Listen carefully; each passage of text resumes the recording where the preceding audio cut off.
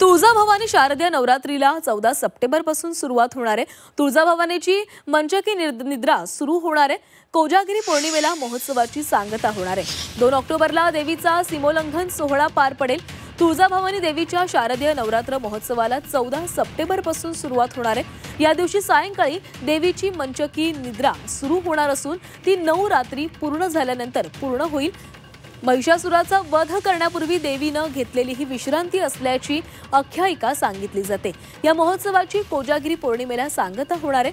22 सप्टेंबरला पहाटे निद्रा संपुष्टात येऊन दुपारी 12 वाजता विधिवत घटस्थापना होईल आणि त्यानंतर 23, 24 व 25 सप्टेंबरला नित्योपचार पूजा आणि रात्री छबिना मिरवणूक निघणार आहे। 1 ऑक्टोबरला घटस्थापना होईल तर 2 ऑक्टोबरला विजयादशमी निमित्त देवीचा सीमोल्लंघन सोहळा आणि मंदिरातील मिरवणुकीनंतर पुन्हा देवीची मंचकी निद्रा सुरू होणार आहे। कोजागिरी पौर्णिमेनंतर 7 ऑक्टोबरला पहाटे देवी मूर्तीची पुन्हा सिंहासनावर प्रतिष्ठापना होईल।